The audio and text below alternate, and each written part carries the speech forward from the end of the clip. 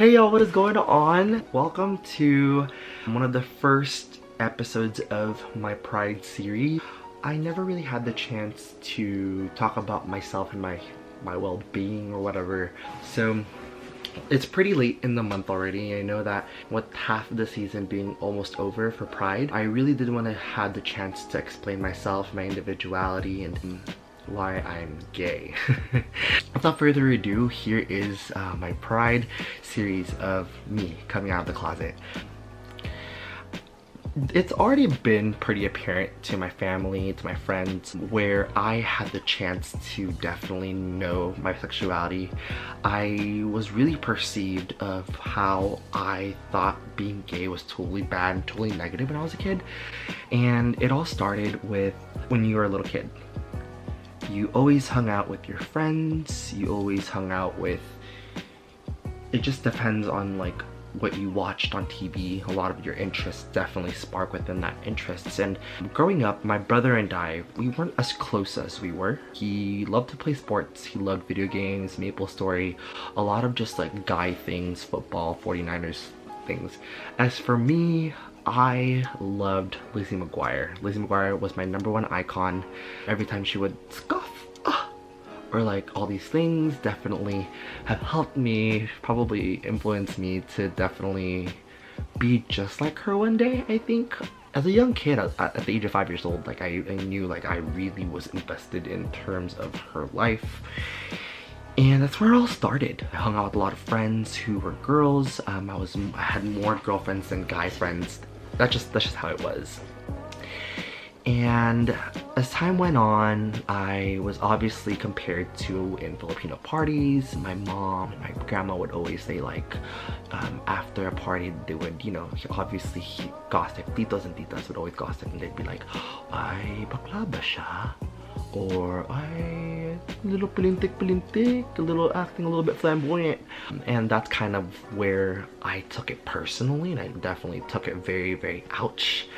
And I didn't really necessarily know why I kind of took it offensively, because I always felt like I had to prove some sort of masculinity within myself. So I think that's where it all began when I was a kid. And I had a couple of crushes here and there in elementary school, but I would always cry when a girl would reject me. A lot of my friends, who I'm still probably friends with today, I probably asked out. And it was just weird. It was very, very weird. I was really emotionally invested into girls because obviously in 5th grade, little play dates or going out. I don't know, my culture when I was a little kid was kind of weird. So I had the chance to, you know, ask out a couple of people by peer pressure.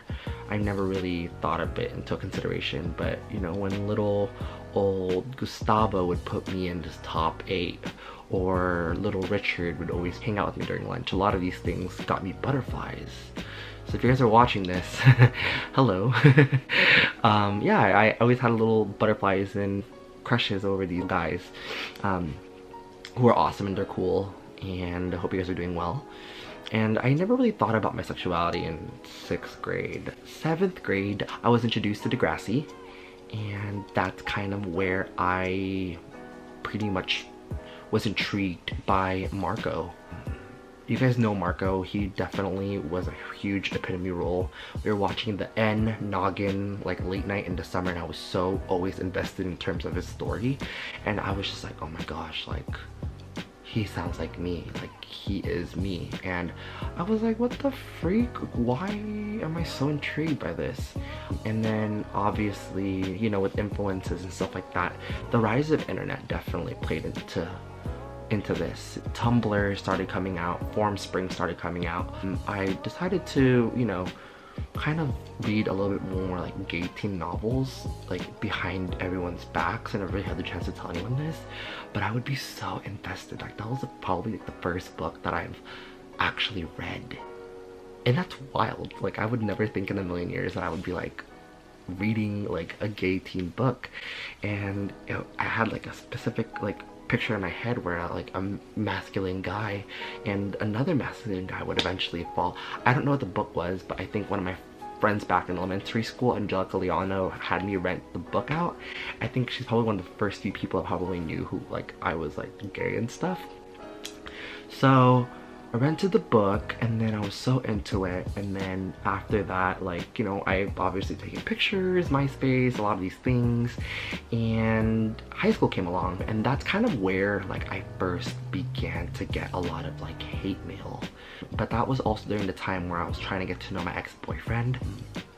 Hi ex-boyfriend, if you're reading this or watching this, you're a huge reason why I am out of the closet. And he's obviously one of my great friends right now, but during that time, I was kind of, you know, experimenting how everything played out. And as time went on, and I really fell in love. I think that like was my first time of actually falling in love. It was something that I really saw in my books when I was a kid. What Marco went through in Degrassi, a lot of these things definitely played into consideration. And that's when I kind of knew that I was kind of attracted to men. I would get a bunch of like hate mail from anonymous people. I had about 30 every single day. I'm not sure if it was from the same person, but I got a lot of hate mail. I got a lot of like online cyberbullying. That was like the birth of like online cyberbullying. It was really, really tough for me as a kid because I didn't really know how to react or how to respond because I kept it all in. And the first person that I was like really like venting this out to is my best friend Bedeline. Like my best friend Bedeline, like I love her to death. She's still my best friend now. She's helping me, one of my bridesmaids at my wedding. Like she's been there for me. And I remember specifically we were in this youth group together and we watched this presentation of a silhouette. And there was a silhouette, and like obviously God is a silhouette and people are entering into heaven, and kind of that's how the spark happened. That's how it worked. They said like whatever you do, God will forgive you. Like they said certain situations or certain issues that they had going on in their lives, their flaws, everything, their sins, like all these things, and they were like, God will still forgive you. And that's kind of the moment where it triggered me. I remember texting in my flip phone and fed with her Quickfire, and I would text her, and you know, going home, her mom would always take us home. I told her, I was like, I think I like boys. Beginning to accept my identity, but I was not ready to come out to the public. So I kept getting hate mail and I didn't really know how to respond to this until just hell like broke loose. Like I just couldn't take the pressure anymore. And I think people were just trying to force me to come out the closet when I knew I wasn't ready. And that's kind of the thing that I want to be able to let everyone know, is that you don't necessarily feel like you have the need to listen to what people think about you. And I think that's something that I wish that I, like 13-year-old Christian, knew. 10 years from now, 10 years ago, I was this loud and, you know, exciting guy who really had the idea of what he knew, what he wanted in his life. And fast forwarding it to 10 years, this marks my 10-year anniversary of coming out of the closet. And that's crazy to think, you know? Crazy to think. 2008, 2009, that was like the time. Yeah. You know, from then on out, I came out as bisexual. I wrote this whole long post about why I came out of the closet, or like why people need to stop thinking about what other people think about me. And that really took a toll in terms of my mental health. I remember I couldn't really eat. I really didn't know how to react, or I didn't know how to tell people. And then every single second, like I would really constantly think about it, of how I'm gonna say this to other people, how I was gonna say this. I remember saying this to my brother in the military. He was in boot camp and he kind of just was like, I don't know what I did wrong. And I'm like, you didn't do anything wrong, it's just who I am.